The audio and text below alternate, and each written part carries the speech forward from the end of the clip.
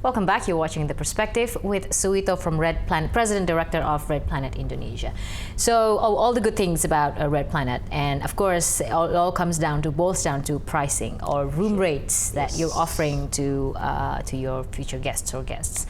So how you mentioned earlier on the sidelines about a way that you generate your pricing or room rates. Sure.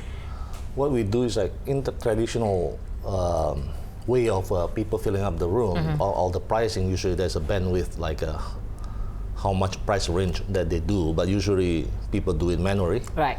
Like some of them do it weekly, but for us we have this program which is proprietary to us that we actually have the price change based on the, we have the algorithm set up that is actually we have the base price and the ceiling price, but in between we actually look, excuse me, look at the parameters, including our own occupancy rate and our competitors, which they can get it from the online OTAs. Oh, so it also monitors the competitors' pricing, and then also our own occupancy rate and our pricing. From there, it will set what's our price, and this price will be the same with the OTA price. So people always check with the OTAs, and they actually realize that, oh, actually the same with what the apps provided. And if they go to the apps, it will be 10% cheaper. So that's why we are promoting this. Driving them to be using our apps, and also our price will change based on the how active the market is and how high our occupancy, and it will change as often as like 15 minutes. What do you call that? Automated pricing rating? Well, we call it a yield management system. So it's yielding the highest RevPAR to us. We try to at least achieving like 90% occupancy rate. That's where we hit the best return for our shareholders. So that's how we look at it. And for us, it's like this is all automatic. So no or very minimum human involvement. So on the weekend or on the nighttime, usually other hotels, maybe their staff will leave at 5, 6 o'clock.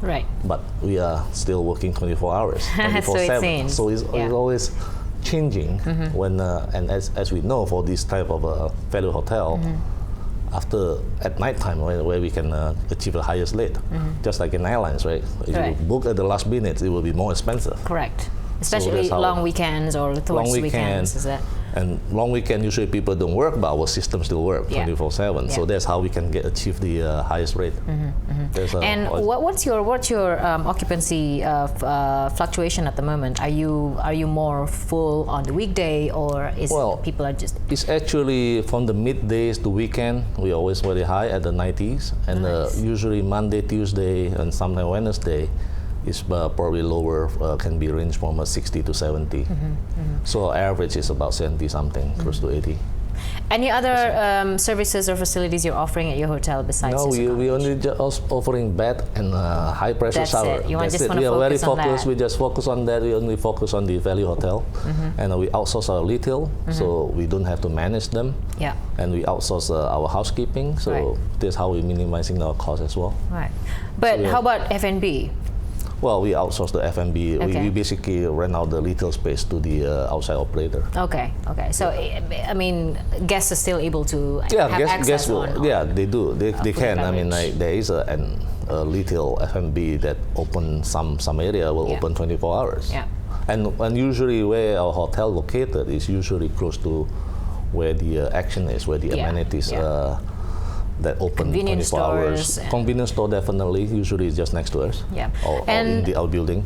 The location for the Jakarta Hotel is in Pasar Baru, and the one in Greater Jakarta is Bekasi, in Brumall. How do you find these two locations, and why was Pasar Baru chosen as a location? Well, Pasar Baru is a traditional where the businessmen from provinces come and buy their goods.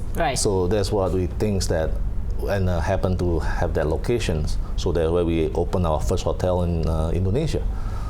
And usually there's like merchants or businessmen come in, buying their goods, and then they just come and go. Send it that's out, all they need. And then they sleep, and they wake up, they go home. So that's why our business are, and 90-something% of our business are all local Indonesian business. Oh yeah, so we're not affected by for example, 2000 during the SARS in 2003, it wouldn't affect our business that much because our guests are Indonesian guests. You're aiming the locals we are as the your locals, customer base, That's right? In the coming segment, Suwito will share with us, will share with you as well his perspective on tourism industry, and also perhaps we'll talk a little bit on the economic package that the government has just announced. Be right back.